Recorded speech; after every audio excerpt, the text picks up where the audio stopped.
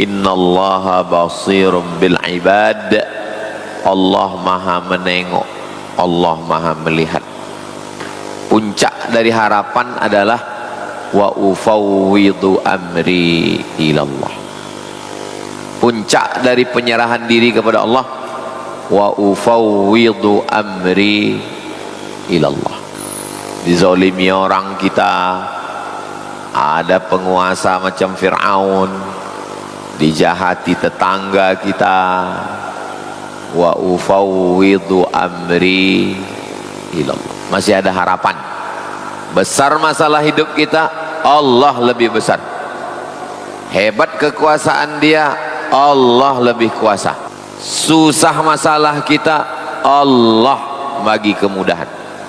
Ucapkan di mulut, wa ufawwidu amri ilallah. Terus apa yang terjadi kalau kita serahkan pada Allah? Fawaqahu Allahu sayyiati ma makaru.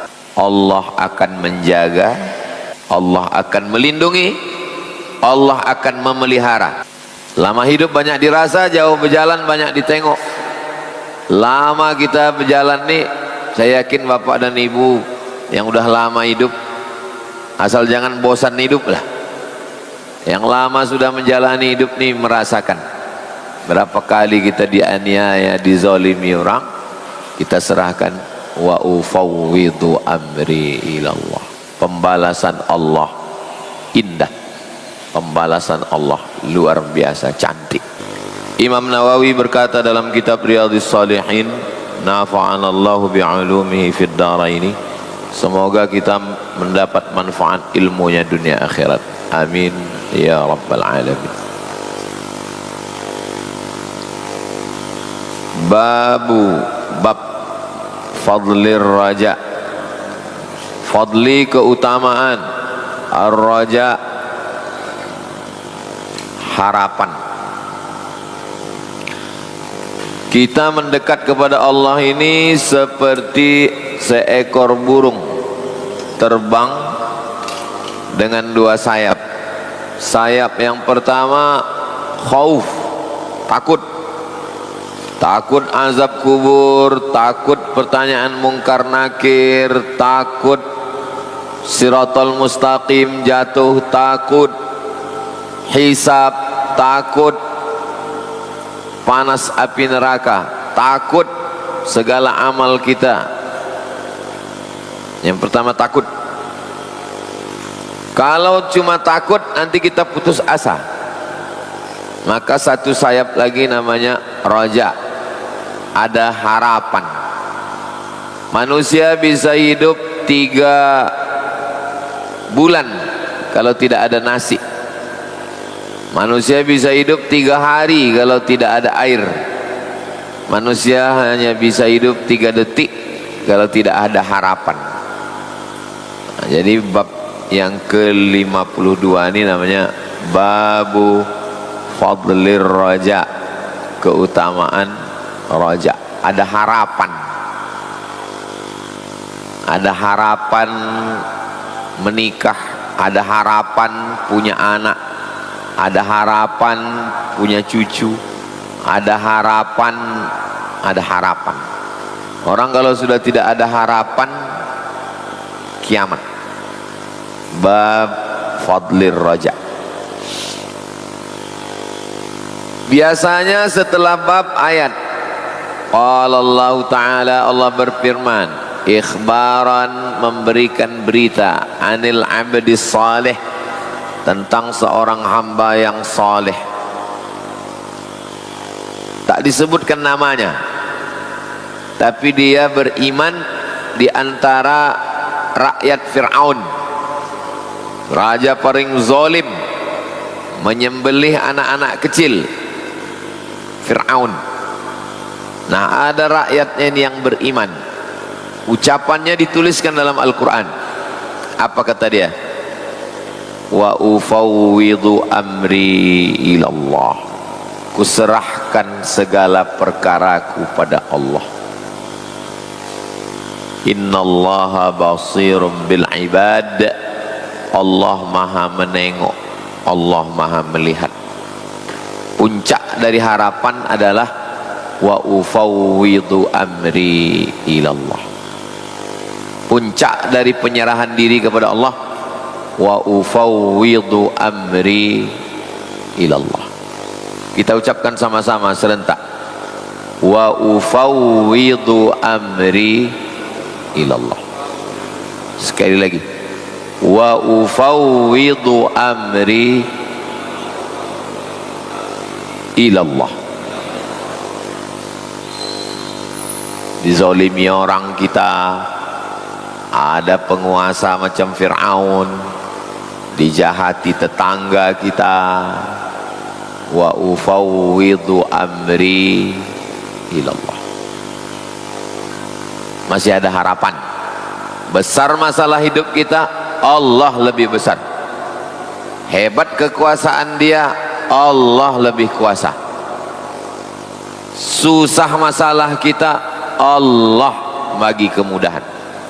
Ucapkan di mulut, wa ufawwidu amri ilallah. Kuserahkan perkaraku kepada Allah. Innallaha basirum bil ibad. Allah maha menengok. Allah kalau menengok, Dia tak diam. Allah bekerja dengan cara Dia. Terus apa yang terjadi kalau kita serahkan pada Allah? Fawaqahu Allahu sayyiati ma makaru. Allah akan menjaga, Allah akan melindungi, Allah akan memelihara. Itu arti waqahullah. Sayyiat, segala kejahatan, segala kejelekan, segala keburukan, ma makaru. Mereka membuat makar, mereka buat tipu daya. Kita cuman mengucapkan sekali, wa ufawwidu amri ilallah. Balasan Allah, innallaha basirum bil ibad. Allah menengok. Fawaqahullah, Allah menjaga.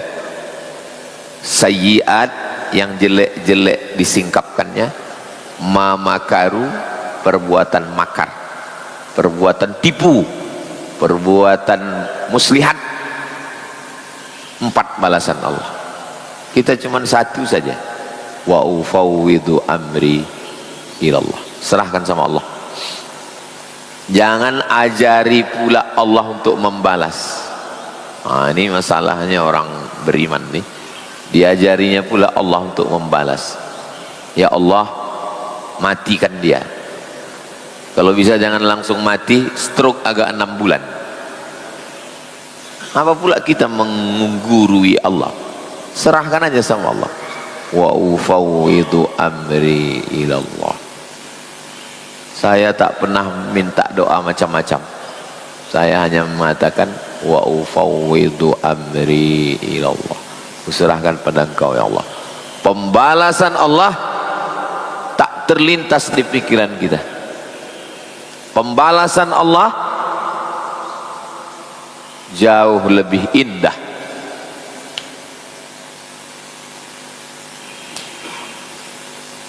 Lama hidup banyak dirasa, jauh berjalan banyak ditengok. Lama kita berjalan nih, saya yakin bapak dan ibu yang udah lama hidup, asal jangan bosan hidup lah. Yang lama sudah menjalani hidup nih merasakan berapa kali kita dianiaya, dizalimi orang. Kita serahkan, wa ufawwidu amri ilallah. Pembalasan Allah indah, pembalasan Allah luar biasa cantik.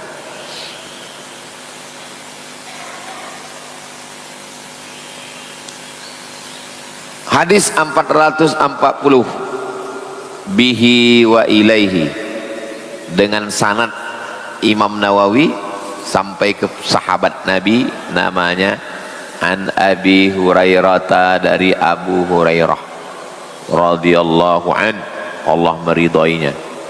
An Rasulillah, dari Nabi Muhammad sallallahu alaihi wasallam, annahu qala, dia bersabda, qala Allah, Allah berfirman. Kenapa pula ada Allah berfirman, Nabi bersabda, ya, habis itu Allah berfirman. Ini ciri hadis qudsi namanya. Fima yarwiha an rabbih, Nabi meriwayatkan dari Tuhannya.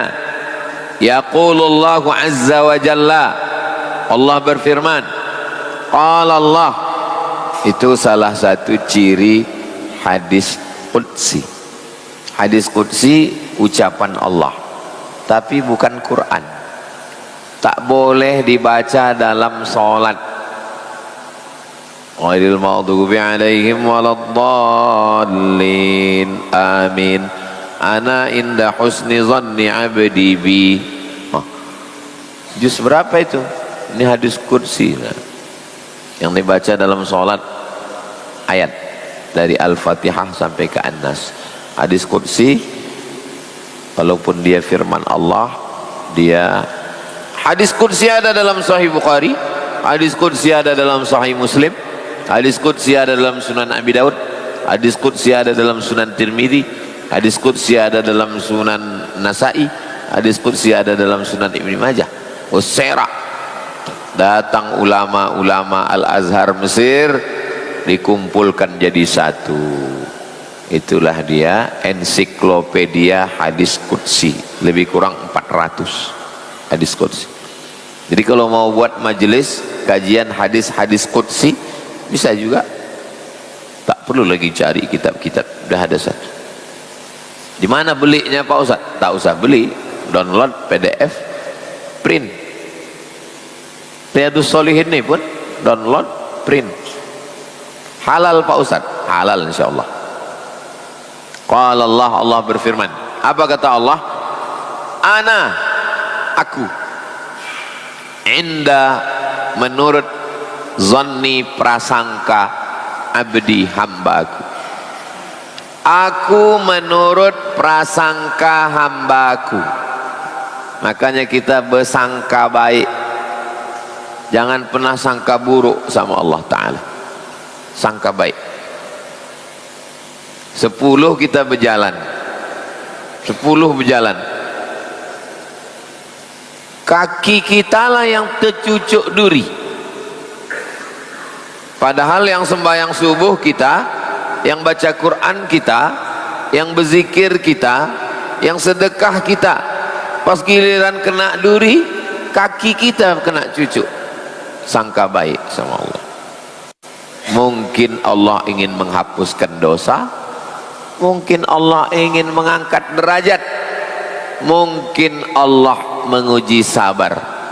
Pahala sabar, innama yuwaffas sabiruna ajrahum bighairi hisab. Yang 9 lagi, mungkin Allah ingin mengasih mereka syukur, la in syakartum la azidannakum. Kita sabar, syukur 1 balas 1. Tapi kalau sabar bighairi hisab, tak bisa dihitung. Sangka baik sama Allah. Ada orang lahir, maaf cakap, buta, tak bisa menengok. Suatu ketika semua orang mengejek dia. Tengoklah Tuhan tak adil menciptakan kau macam ini. Sampai akhirnya suatu hari datang bangsa kanibal. Bangsa kanibal ini pemakan orang, menyerang kampung, tangkap semua, dihidupkan api unggun, diletakkan di api unggun itu panci besar. Semua orang kampung itu mau dimakan bangsa kanibal. Pas giliran yang satu ini diperiksa, kata ketua suku kanibal, yang ini tak usah kita masak. Kenapa? Tak enak makan orang buta kan? Itu tak ada disebutnya baik. Sangka baik pada Allah. Bersangka baik sama orang pun kita baik, apalagi bersangka baik sama yang menciptakan orang, Allah. Hidup kita ini jurusnya tak banyak-banyak, 5. 1, ikhtiar, usaha. Yang kedua, doa. Yang ketiga, tawakal. Yang keempat, sangka baik sama Allah. Yang kelima, ridho. Ridho habis puncak. Inilah ikhtiar paling kecil. Usaha, buka toko, tanam sawit, tanam kelapa, bukan ini. Setelah itu doa, habis doa tawakal, habis tawakal sangka baik sama Allah. Kalau udah mampu sangka baik sama Allah, ridho. Ridho itu tawakal. Setelah tawakal sangka baik sama Allah, setelah itu ridho. Ridho puncak. Makanya yang balik menghadap Allah tuh ridho. Ya ayyatuhan nafsul mutmainnah irji'i ila rabbiki radiyatan mardiyah. Ridho. Tapi sebelum sampai ke ridho tuh mesti bersangka baik sama Allah. Apapun yang kita buat nih sangka baik sama Allah SWT. Dulu dapat tanah tuh cuman depan tuh buka 37, ke belakang tuh 100. 37 100. Yang sebelah sana tak mau jual, yang belakang tak mau jual, yang ini pun tak mau jual. Ikhtiar sudah, tanya-tanya sudah, doa tiap malam berdoa, dijualnya oleh Allah tak juga mau jual. Bertawakal sudah, serahkan sama Allah. Bila serahkan pada Allah, sangka baik. Karena tak bisa dapat tanah, maka terpaksa bangunan yang mesti naik ke atas. Kalau dapat tanah lebar, bangunan selantai aja satu. Untuk apa buat tinggi-tinggi kalau tanah kita lapang? Karena tanah sempit, paksa naik ke atas. Itulah maka gedung itu 4 lantai, karena tak ada tanah naik ke atas. Sesudah dibangun ke atas, baru dapat tanah. Apa hikmahnya? Kalau dulu dapat tanah lebar, bangunannya cuma 1 lantai semua. Tapi setelah tak dapat tanah, terpaksa, mau tak mau terpaksa buat 4. Setelah 4, semua orang yang datang menengok, hebat bangunannya gitu. Itu rencana Allah, bukan rencana kita. Orang kalau mau masukkan anaknya, yang pertama ditengoknya bangunan. Orang kalau jalan-jalan, bangunan. Orang kalau mau foto, pasti ikon bangunan tuh, tegak di situ foto Az-Zahra. Baru kita, oh begitu rupanya rencana Allah. Hidup ini tak usah susah-susah, bisa aja kita bilang oh itu udah alhamdulillah udah tuh. Tak usah pakai ayat, pakai hadis, udah oh udah mantap tuh udah. Begitu rupanya rencana Allah Ta'ala. 4 gedung tinggi tuh, Syekh Abdurrahman, Masjid Ajarwana, kelas yang sebelah kanan asrama 36. Itu gara-gara tak dapat tanah tuh, kita tak dapat tanah, naik kan ke atas, udah dapat naik ke atas baru dapat tanah. Begitu rencana Allah. Yang akan datang tak ada tinggi-tinggi lagi, Allah dapat tanah. Kenapa tak dari awal dikasih Allah tanah? Kalau dari awal dapat, bangunannya cuma selantai-selantai. Kalau selantai orang nengok, cemana Mahat Az-Zahra, entah macam SD aja kita tengok. Itu Allah punya rencana. Bukan rencana kita itu. Allah. Wa ufawwidhu amri ilallah. Tapi kita bisa bercakap begitu sesudah terjadi. Cakap begitu itu sudah terjadi. Jangan belum apa-apa pas ditanya, "Gimana planning ke depan?" Wa ufawwidhu amri ilallah. Saya tak mau gitu. Jangan adik-adik S1 kuliah ditanya sama orang tua, "Gimana lah planning kau ke depan? Kau mau S2 kemana? S3 kemana?" wa ufawwidu amri ila Allah. Kau ngaji sama siapa? Sama Ustaz Somad. Usah ngaji sama dia lagi. Macam tak ada harapan kau tengok. Padahal kita mengaji tentang bab fadlir raja.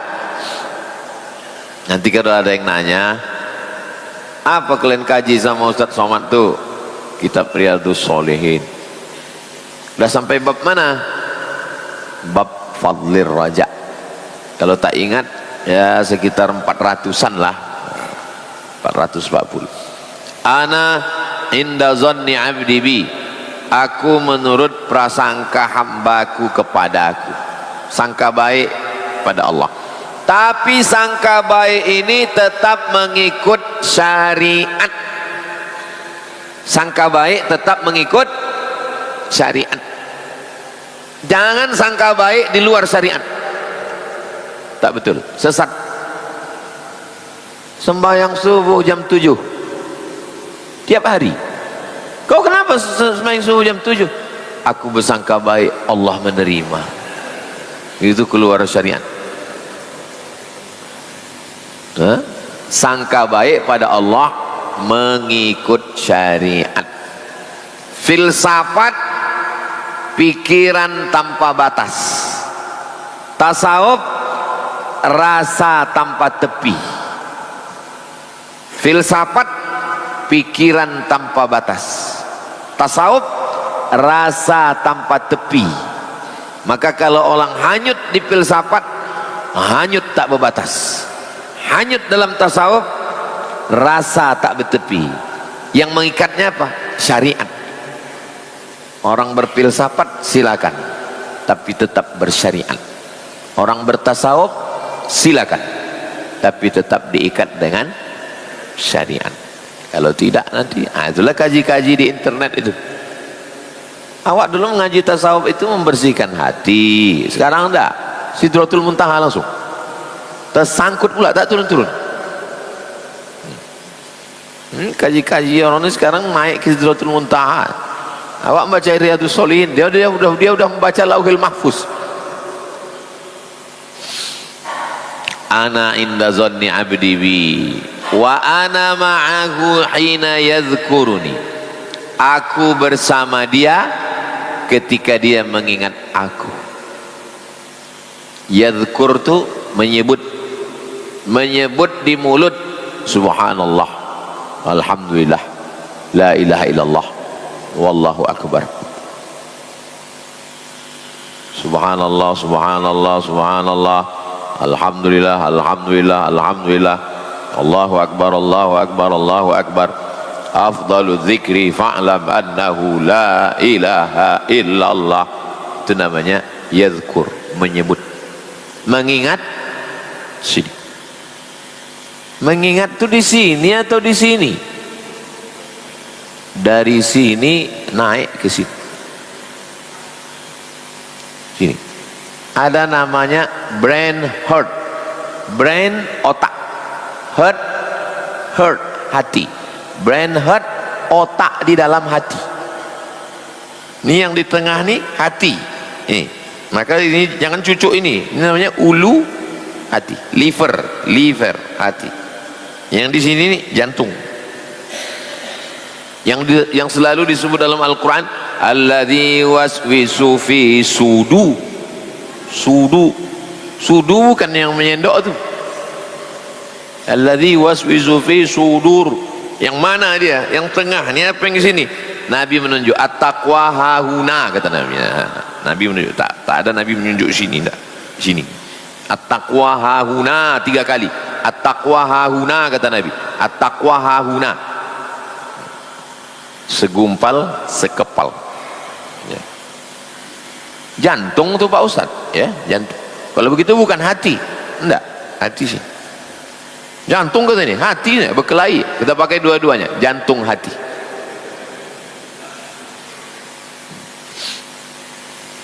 Lapisan luarnya namanya sadr, jamaknya sudur. Alladzi waswisu fi sudur. Lapisan luar. Masuk dia ke dalam qalb namanya. Ala fil jasadi mudghah. ketahuilah di dalam jasad itu ada segumpal, sekepal. Idza salahat salahal jasadu kulluh. Kalau dia baik, yang lain ikut baik. Wa idza fasadat fasadal jasadu kulluh. Kalau dia rusak, yang lain ikut rusak. Qalb namanya, jamaknya qulub. Qalbu pakai qaf, qalbu. Kalau pakai kaf, kalbu, anjing. Yang di luar ini namanya sadr, masuk ke dalam namanya qalb. Qalb artinya berbulak balik, pergi tak pergi, mengaji tak mengaji, sembahyang tak sembahyang. Qalb. Kalau dia sudah tenang, namanya fuad. Nabi Muhammad sudah sampai ke level fuad. Makanya dalam Isra Mi'raj itu maka dzabal fuadu ma ra'a. Fuad selalu diartikan fuad, hati kecil. Lapisan pertama sadr, masuk ke dalam qalb, masuk ke dalam fuad, masuk ke dalam sir, rahasia Allah yang ditempatkannya dalam diri seorang hamba. Itulah yang berzikir itu. Jadi kalau ada orang mulutnya aja berzikir, mulutnya aja berzikir, tak berhenti tasbih, mulut berzikir. Nengok orang di samping Masjidil Haram, berdiri di hotel, nengok orang. Makin cantik orang yang lewat, makin kencang tasbih. Lebih baik daripada tak berzikir sama sekali. Yang seelok-eloknya zikir itu 3. Ini menyebut, ini mengingat, ini fokus. Itu paling berkualitas.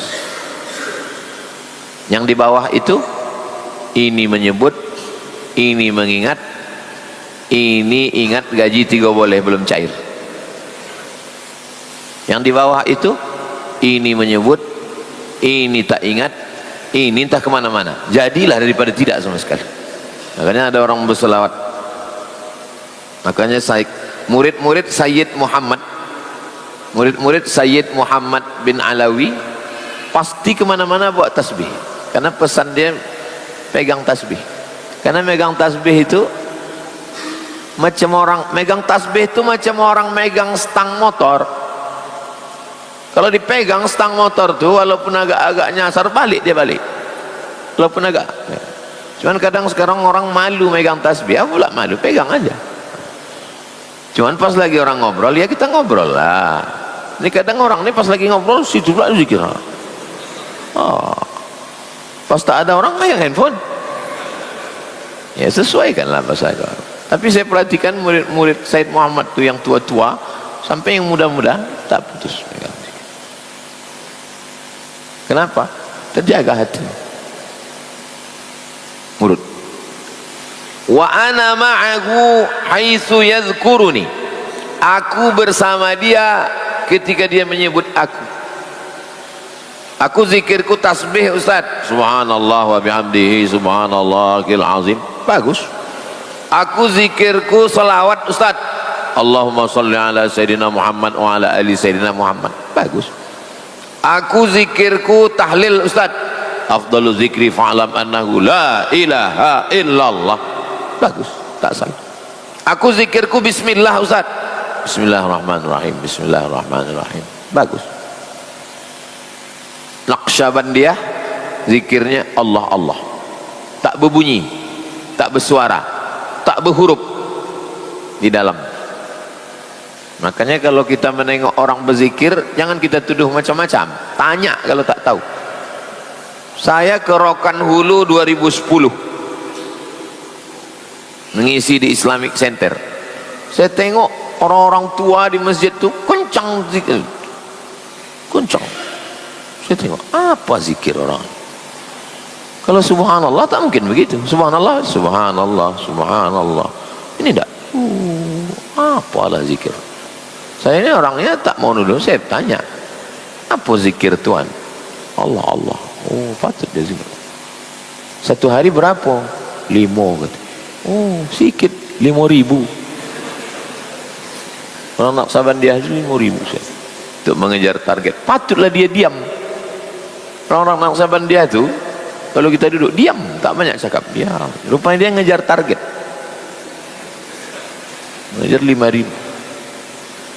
makanya 10 sini 100, 200, 300, 400, 500, 600, 700, 800, 900, 1000. Asal udah dapat dia 1000, dia ingatnya 1000, 2000, 3000, 5000, habis kewajiban dia itu hari itu.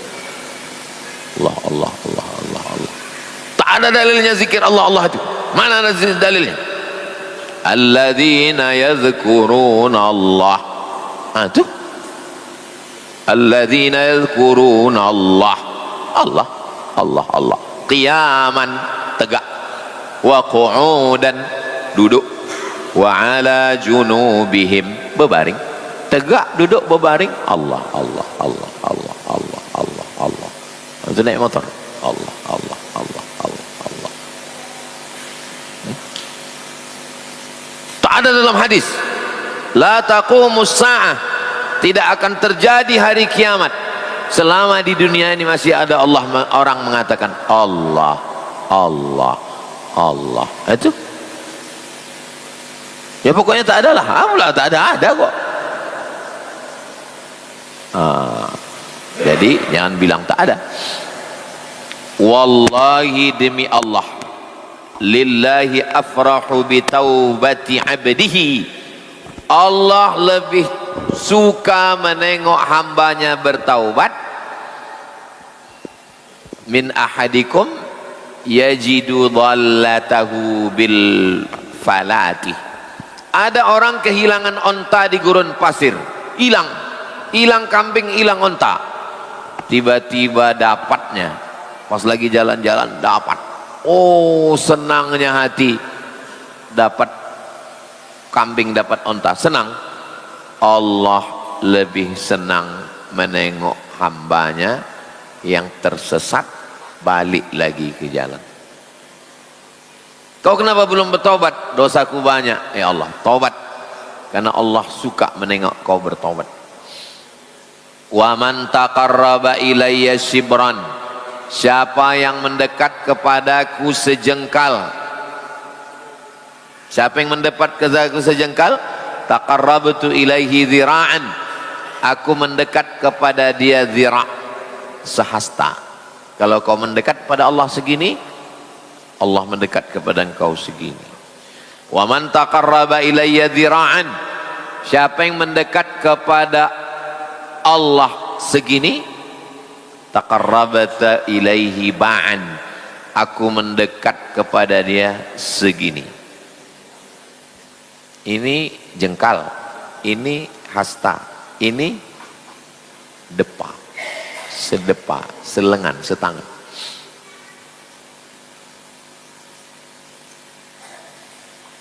Allah dengan kita segini, habis itu segini, habis itu segini.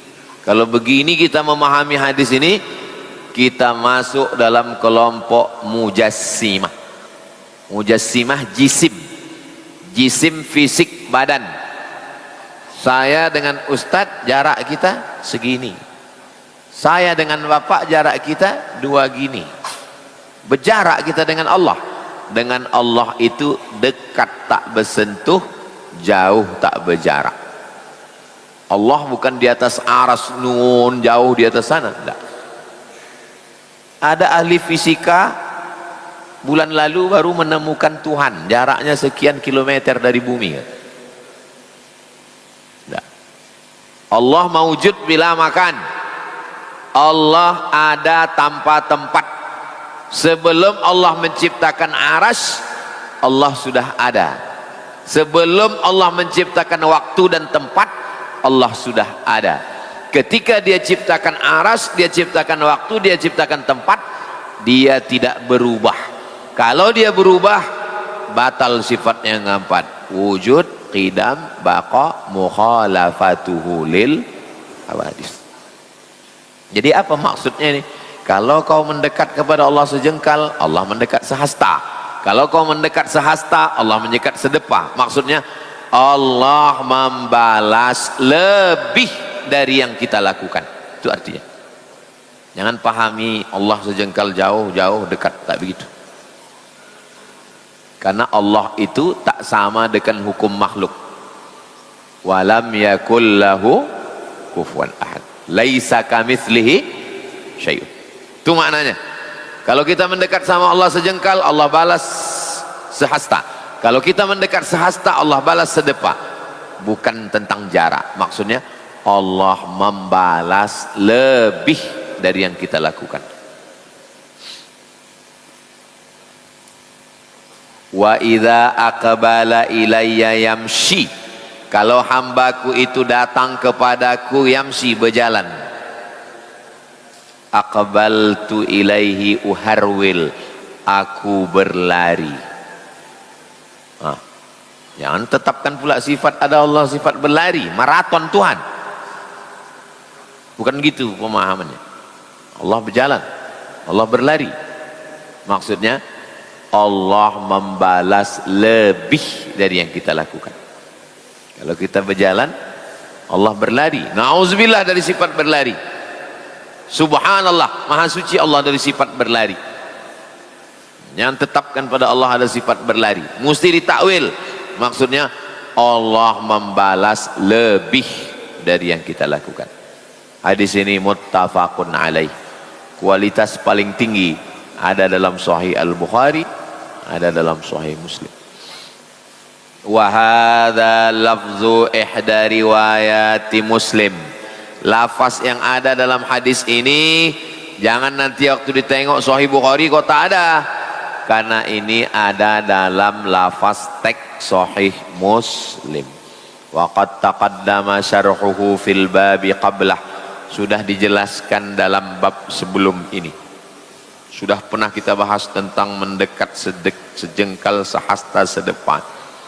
Wa ruya fi sahihain, dalam Sahih Bukhari, dalam Sahih Muslim bunyi teksnya, wa ana ma'ahu hina yadhkuruni, aku bersama dia ketika dia menyebut aku.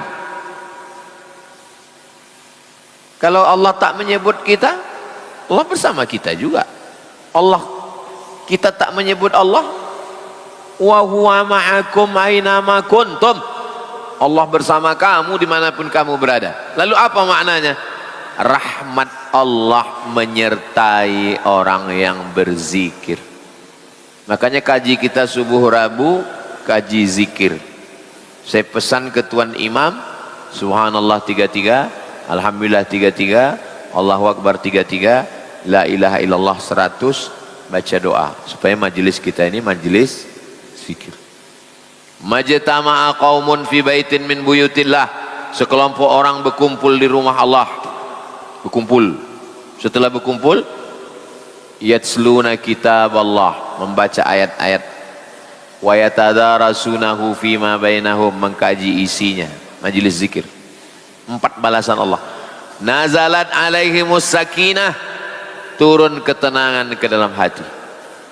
Ghasyat bihimur rahmah, mereka diliputi rahmat Allah. Haffat bihimul malaikah, mereka dikelilingi malaikat-malaikat rahmat. Wa dzakarahumullahu fi man indah, mereka dibangga-banggakan Allah Ta'ala kepada para malaikat. Mudah-mudahan kita termasuk yang dapat 4 itu. Itulah maknanya wa ana ma'ahu, di aku bersama dia ketika dia mengingat aku merahmati dia, aku meridhai dia, aku mencintai dia.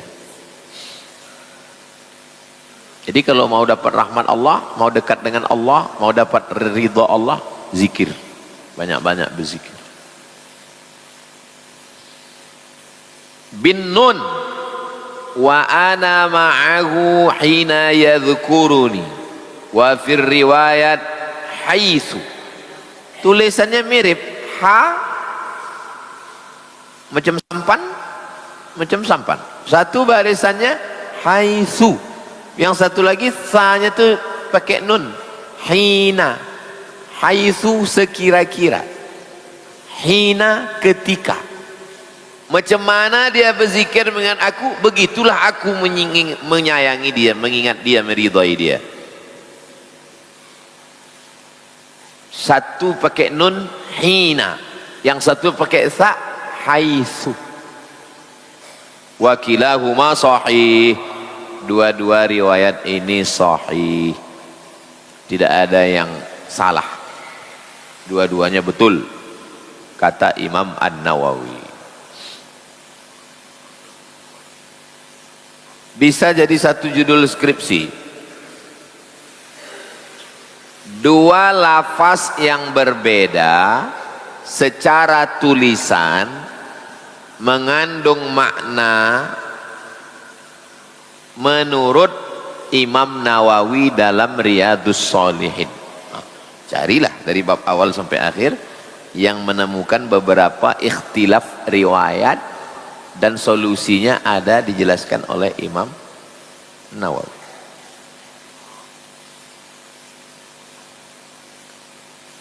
Cukup jam 6:10.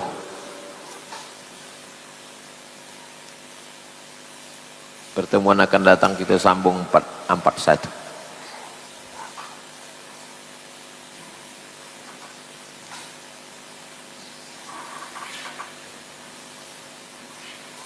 Shaf jamaah baris kedua itu mulainya dari ujung kanan imam. Ini imam ke sana. Dari ujung kanan atau dari ujung kiri atau dari tengah. Dari tengah belakang imam. Imam shaf pertama penuh kanan, penuh kiri. Terus datang orang baru. Di mana dia memulai shaf? Apakah di ujung atau di sini? Nih, shaf belakang imam. Kenapa yang di belakang imam ini ada sajadah satu lagi? Itu untuk Bilal. Bukan untuk saya itu. Bilal. Imam kita dua. Satu imam, satu Bilal. Bilal itu sini. Kenapa mesti dia di situ?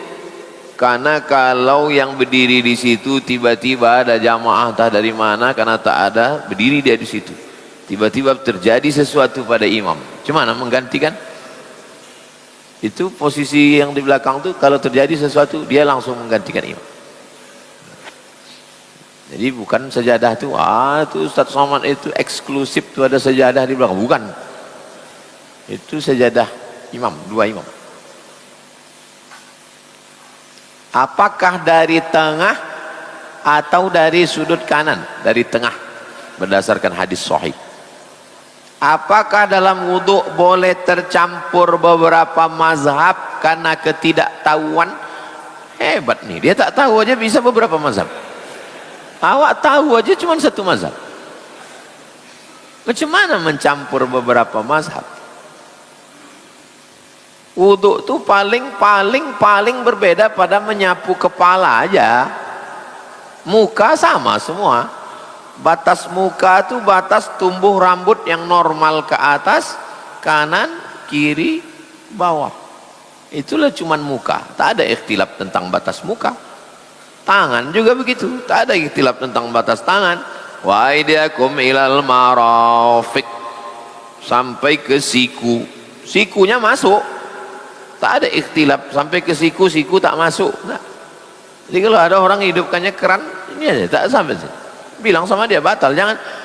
Itu kita kena. Mungkin beda mazhab. Mana ada beda mazhab? Mestinya. Kaki juga. Wa arjulakum ilal ka'bain. Kaki sampai mata kaki. Tak ada ikhtilaf. Mata kaki itu mesti kena. Yang ikhtilaf itu cuman tentang kepala. Kenapa mereka ikhtilaf? Ya karena hadisnya beda. Hadis yang pertama, Nabi membasahi tangannya. Habis dibasahinya tangannya, disapunya, diusapnya dari depan ke belakang, maju ke depan, nyambung ke telinga. Hadis pertama. Hadis yang kedua, Nabi membasahi tangannya, habis itu dimasukkannya tapak tangannya di bawah sorbannya, walam yangqud imamatahu. Sorbannya tak dibukanya. Ini sorbannya, diginikannya aja.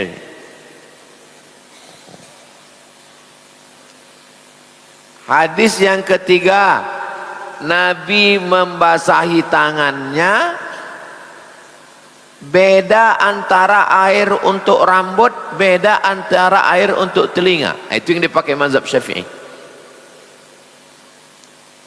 Hadis yang keempat, Nabi membasahi tangannya dan dia menyapu, yamsah imamatahu, diusapnya sorbannya. Jadi kalau ada orang mengatakan ini kita banyak ikhtilaf ini karena kita tidak berpegang kepada sunnah, mengusap kepala gara-gara sunnah, itulah maka ikhtilaf. Apa pula kau bilang ikhtilaf gara-gara tak berpegang pada sunnah? Gara-gara sunnah itulah orang ikhtilaf. Justru gara-gara hadis itu terjadi ikhtilaf. Tapi bukan berarti ulama itu meninggalkan hadis. Mazhab Maliki sapu semua, basakan tapak tangan, sapu semua, menyambung ke telinga, satu air. Mazhab Hanafi basah seperempat kepala.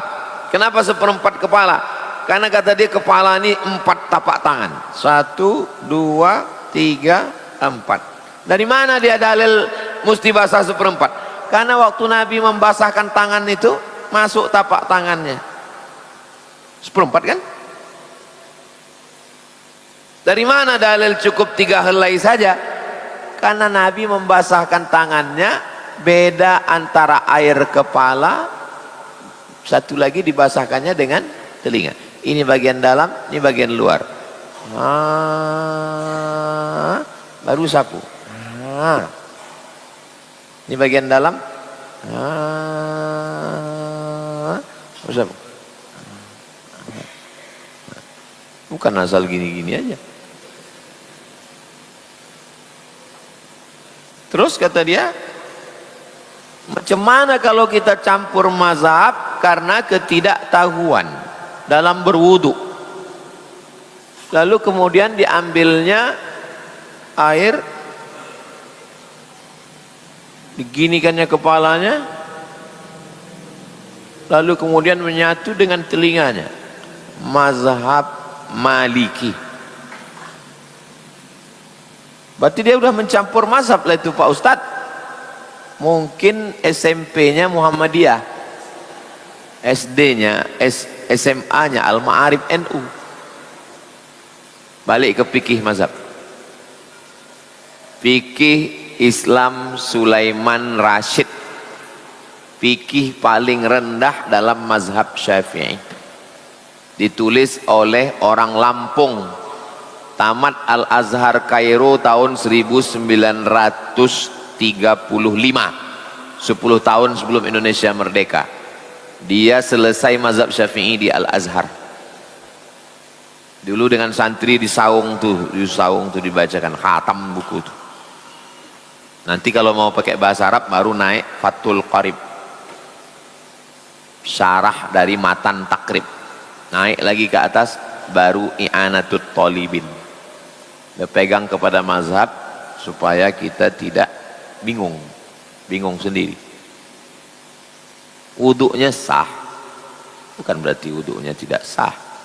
Wuduknya ketika itu ya dia pakai. Ada seorang ulama mengajari Sultan ini mazhabnya Hanafi. Sultan Turki itu Hanafi. Itu kenapa ya Turki itu mazhabnya Hanafi? Jadi Sultan ini datang bertanya, macam mana cara berwudu, macam mana cara sholat. Diajarkannya pakai mazhab Syafi'i. Menurut mazhab Syafi'i begini, menurut mazhab Hanafi begini, tapi yang saya amalkan begini. Kalau kami mau belajar perbandingan mazhab Pak Ustadz, bidayatul mujtahid wa kifayatul muqtasid. Bidayatul mujtahid Imam Ibnu Rushd. Ibnu Rushd itu mazhabnya Maliki. Bukan berarti dia ahli mazhab lalu dia tak bermazhab. Dia bermazhab. Mazhabnya Maliki. Kalau mau yang simple, yang modern, Al-Fiqhul Islami wa Adillatuh, Syekh Wahbah Az-Zuhaili.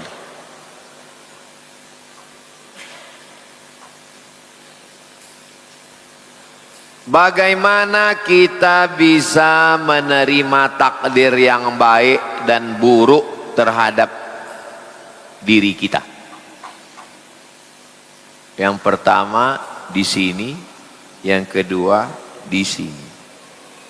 Yang di sini, tanamkan di sini di kepala nih, bahwa yang terjadi pada diriku ini sudah ditetapkan Allah di Lauhil Mahfuz 50.000 tahun sebelum Allah menciptakan langit dan bumi. Antum dapat undangan,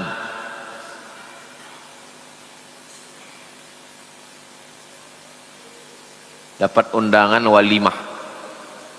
Sementara antum berjanji bahwa antum datang ke dia setelah wisuda, skripsi antum ditolak terus. Datang, maka mesti antum yakinkan bahwa ini sudah tertulis di Lauhil Mahfuz 50.000 tahun sebelum Allah menciptakan langit dan bumi. Karena kalau antum tak berkeyakinan begitu, rusak dua-duanya nih. Undangan orang ini rusak, skripsi rusak. Ini dulu ditanamkan di sini terus kepalanya.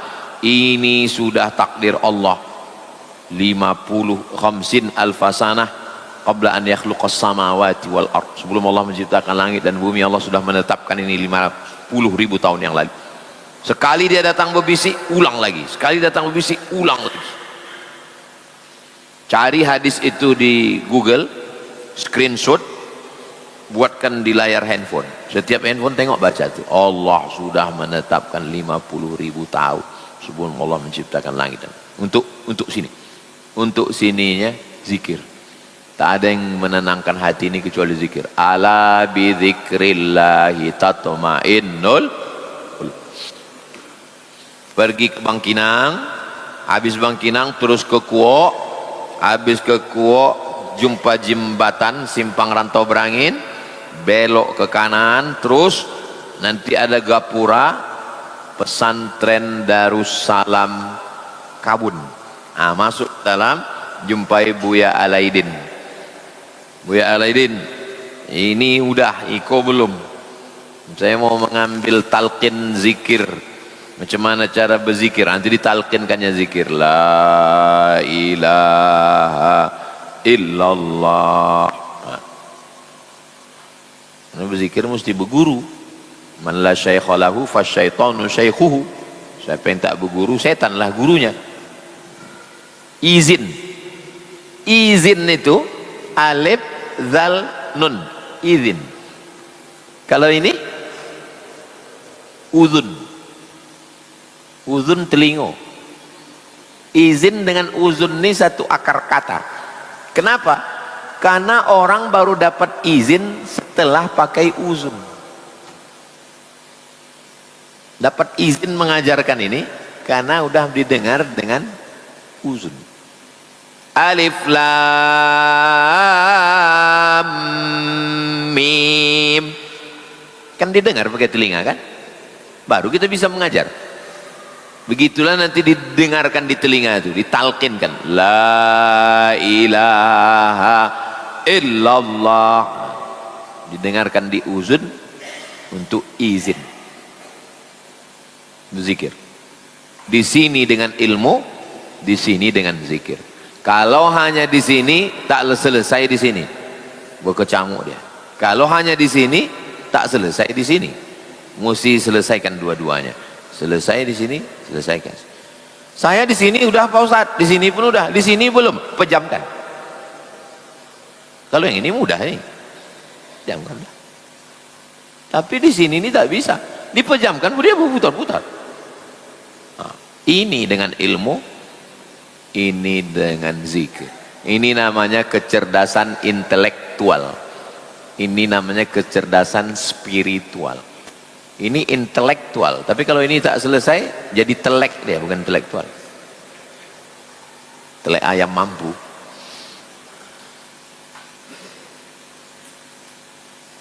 Terkadang hidup ini banyak melihat ke atas. Nah, ini belum selesai. Hasilnya. Pejamkan. La tamuddanna 'ainaika ila ma matta'na bihi. Allah tak mengatakan jangan tengok, bukan jangan tengok kata dia. Jangan kau ulurkan biji matamu. La tamuddanna ainaika. Jangan kau ulurkan biji matamu. Cuman kalau mengulurkan tangan kan begini. Kalau mengulurkan biji mata, keluar biji mata itu menengok rumah orang. Jangan kau ulurkan biji mata. Orang yang punya mobil 5 miliar, diulurkannya biji matanya ke atas, dia tak bersyukur. Kenapa? Dia tengoknya kawannya punya private jet. Jangankan nengok kawan punya private jet, nengok kawan posting private jet pun sakit hati kita. Jangan posting semua nikmat Allah, karena tidak semua orang ikut senang dengan kesenangan kita. Jangan posting semua rezeki, karena tidak semua orang ikut bahagia dengan rezeki kita. Posting ngaji ramai-ramai bagus, tak masalah. Selesaikan sini, selesaikan sini. Bagaimana hukumnya berteman, di depan baik, di belakang dia tidak menyukai kita? Kita tak tahu. Nahnu nahkumu bizzawahir wallahu yatawallas sarair. Kita hanya menengok zahir, batinnya urusan Allah. Seandainya saya disingkapkan Allah hijab, berzikir, disingkapkan Allah hijab, terbuka hijab, sehingga saya tahu semua isi hati tamu yang mau datang. Maka saya minta kepada Allah, ya Allah, tutupkan hijab ini supaya aku ikhlas menerima tamu. Karena kalau dibukakan Allah hijab, saya sudah tak ikhlas lagi. Nengok satu, rupanya mau mencalek. Nengok satu, rupanya mau endorse. Nengok satu. Tutupkan hijab nih Allah. Jadi bagi orang yang sudah ingin mencari ridha Allah, karomah-karomah itu mengganggu. Karomah ingin tahu isi hati orang, karomah ingin tahu siapa tamu yang mau datang. Bagi orang yang sudah sampai ingin mencari ridha Allah, itu mengganggu, kacau pikiran jadi. Tapi sebagian ulama disingkapkan Allah untuk menunjukkan bahwa karomah itu ada, tapi bukan berzikir mau cari karomah. Suatu ketika ada wali Allah di Aceh sedang ngajar di Labuan Haji. Nama pesantrennya Darussalam. Dia sedang mengajar gini, tiba-tiba dia senyum, bukan senyum begini, bukan senyum sampai nyaris ketawa. Murid-muridnya heran. Waktu dia sedang mengajar gini, dia senyum sampai nyaris ketawa dan dibilangnya, kambing makan sirih, kata dia. Kambing makan sirih. Muridnya heran, apalah saya sedang mengajar fikih, kambing makan sirih. Selesai pengajian tak lama datang orang membawa kambing. Datang orang bawa kambing. Saya mohon maaf Tuan Guru, kenapa? Saya mau ngasih kambing. Sampai di jalan, maaf cakap, saya kebelet pipis mau kencing. Ku tinggalkan kambingnya, aku terkencing. Balik dari terkencing, habis sirihku tuh dimakan kambing. Nampaknya kambing tuh makan sirih. Yang menengok itu namanya Syekh Mudawali. Syekh Mudawali inilah yang membawa tarekat Naqsabandiyah ke Aceh. Syekh Mudawali ini mengambil tarekat Naqsabandiyah dari siapa? Dari Syekh Abdul Ghani Al-Kampari. 13 koto Kampar. Ini singkap. Tapi jangan berzikir mau nyari itu. Itu hanya pemberian Allah untuk menunjukkan bahwa karomah itu ada. Makanya orang sebelum berzikir itu, ilahi anta maqsudi, yang mau ku cari ini engkau, waridhaka matlubi, yang mau ku tuntut ini engkau, bukan yang itu tadi. Nah, kalau orang berzikir mau nyari yang begitu-begitu, rusak hati dia, jadi dukun lama-lama. Saya punya teman, dia rajin ikut pengajian. Ketika tak sesuai pemikiran dia dengan saya, dia mulai jaga jarak dengan saya. Bagus. Kalau ada orang menjauhi kita, berarti doa kita sudah dikabulkan Allah. Kata siapa? Kata Syekh Muhammad Mutawalli Sya'rawi. Kalau ada orang menjauhi kita, berarti Allah sudah mengabulkan doa kita. Doa yang mana? Allahumma srif anna su. Ya Allah, jauhkan aku dari orang jahat. Berarti dialah penjahatnya. Kalau tak ada orang menolong kita, berarti Allah sudah mengabulkan doa kita. Kata Syekh Sya'rawi. Doa yang mana? Doa yang tiap hari kita ucapkan. Aku tak ada yang nolong, tetangga tak menolong, saudara tak menolong, berarti doa kau sudah dikabulkan Allah. Doa yang mana? Hasbunallahu wa ni'mal wakil. Cukuplah Allah. Kalau bolehlah kita mendengar Allah itu bercakap, selama ini kau bilang cukup aku, sekarang pas giliran cuma aku, kenapa kau heran? Kan kau yang selama ini minta cukup aku. Kadang kita ini selalu mengucapkan yang kita tak paham ucapan kita. Udah terjadi baru kita bingung. Ya Allah, cukuplah engkau saja. Pas tak ada yang menolong, kita marah. Kenapa kawan tak nolong? Kau yang bilang cukup Allah. Nah. Padahal secara rasional pemikiran dia tidak benar. Berkali-kali saya coba menerangkan agar dia memahami, tapi dia tetap bersikeras dengan pemikirannya. Kalaulah cara berpikirmu ini betul, berarti Nabi bisa menjelaskan ke Abu Jahal, ke Abu Lahab. Sampai mati Abu Jahal, Abu Lahab itu tak bisa menerima penjelasan Nabi. Kalaulah begini caramu berpikir, berarti kau menyederhanakan Nabi Musa. Sampai tenggelam Fir'aun itu tak bisa menangkap penjelasan Nabi Musa. Kalaulah begini caramu berpikir, berarti kau menyederhanakan pemahaman konflik antara Nabi Ibrahim dengan Namrus. Sampai masuk nyamuk ke hidung Namrus sampai mati, tak bisa dia memahami penjelasan Nabi Ibrahim. Innama anta munzir, kau hanya ngasih peringatan. Lasta alaihim bimusaitir, kau tak bisa. Lasta alaihim bimusaitir, kau tak bisa menguasai orang. Apakah orang yang rajin ikut pengajian dijamin baik? Baik dalam arti secara mindset, bersikap dan perilaku. Orang ikut pengajian ini 3 level. Yang pertama, daripada tak ada kegiatan. Daripada aku di rumah menonton sinetron, pun dia dapat pahala. Langkah kakinya dapat. Yang kedua, penikmat kajian. Dia mendengar kajian itu menikmati, karena duduk di pengajian itu dapat rahmat, menenangkan hati. Tapi belum sampai pada level pengamal, hanya sampai pada level penikmat aja.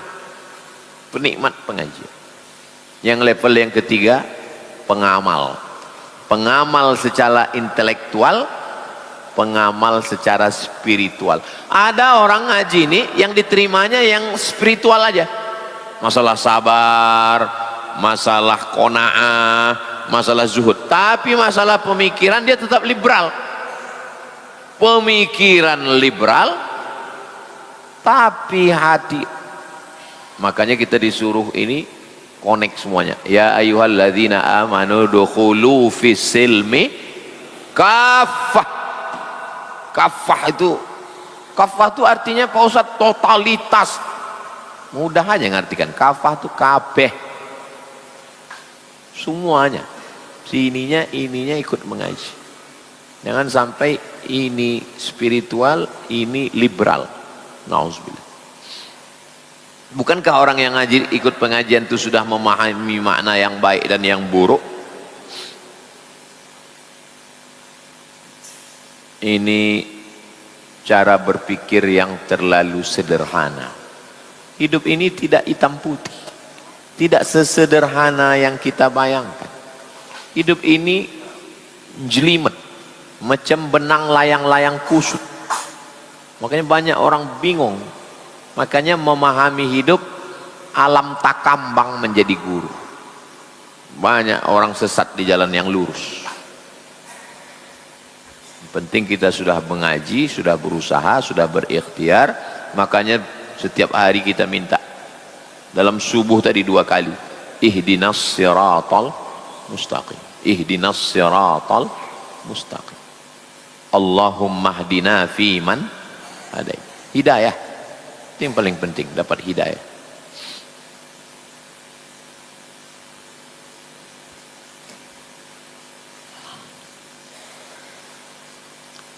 Bagaimana cara saya mendamaikan 2 orang kakak perempuan saya sedang bermasalah cukup serius, sampai tidak mau bertegur sapa, berurusan lagi seumur hidup katanya, sampai ada rasa benci. Ayah, atuk, abang, adik, abang ayah, adik ayah. 6 orang ini wali. Kumpulkan wali-wali ini. Bang, ayah, atuk, abang ayah, adik ayah, abang, adik. Duduk. Dudukkan ini yang berkelahi. Wa aslihu dzata bainikum. Damaikan orang yang berkelahi. Wa'tasimu bihablillah. Berpegang teguh pada jalan Allah. La yahillu li muslimin ayyahjura akhahu fawqa 3 layalin. Tak boleh mendiamkan lebih dari 3 hari 3 malam. Damaikan dia, dudukkan balik. La yadkhulul jannah qati'ur rahim. Tak masuk surga orang yang memutus tali silaturahim. Dudukkan. Ini duduk. Apa masalahnya? Selesaikan inti masalah. Jangan nasihati orang langsung. Jangan nasihati, dengarkan dulu. Apa masalahnya? Apa masalah? Selesaikan inti masalah. Jangan diceramahi orang. Tidak masuk surga orang yang tidak mendamai berkelahi. Tanya dulu apa masalah? Apa masalah? Duit belum bayar. Bayar dulu. Udah bayar baru damaikan. Inti masalahnya duit.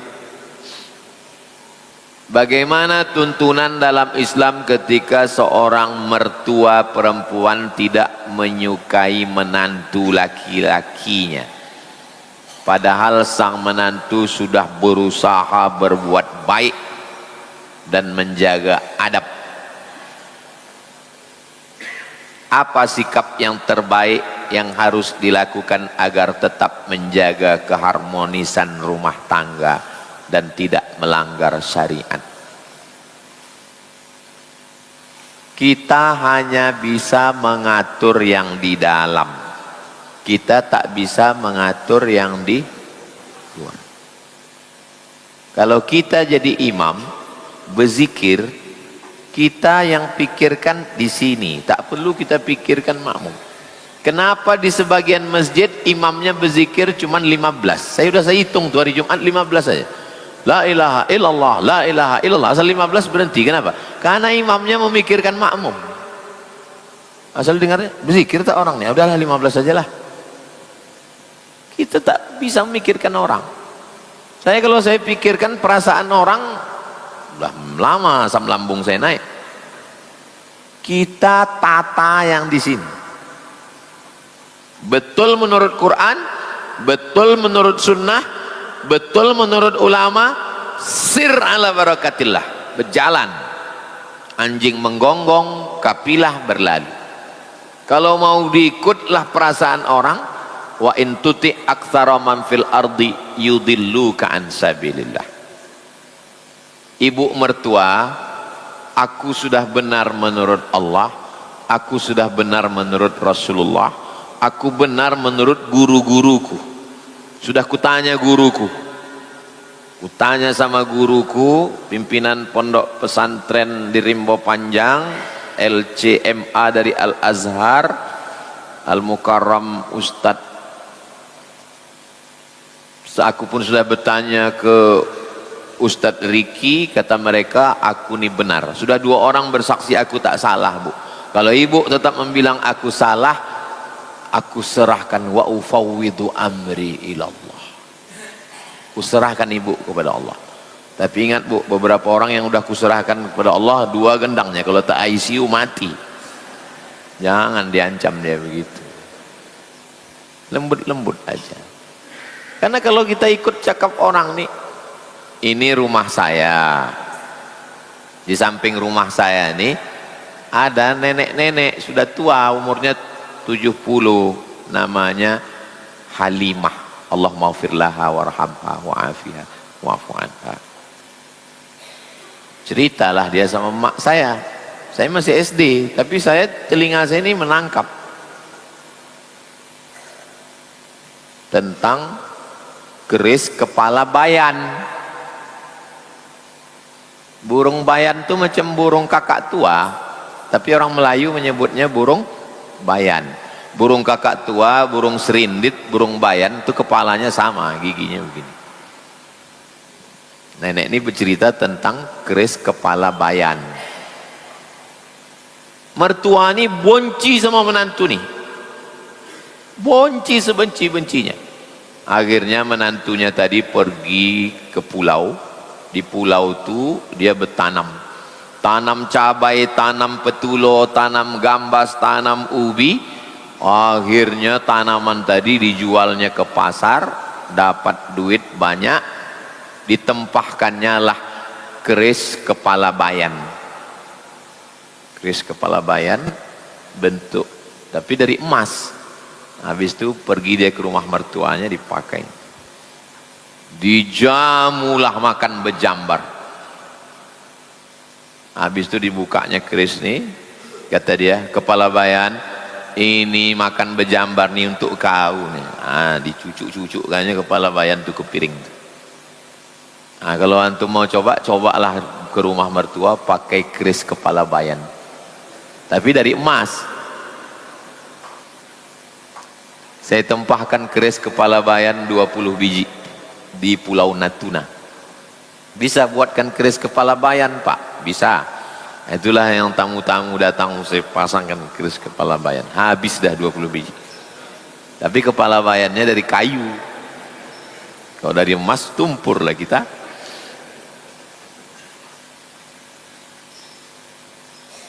Senangkan hatinya, doakan pada Allah. Berarti antum sudah lulus masalah sholat, lulus.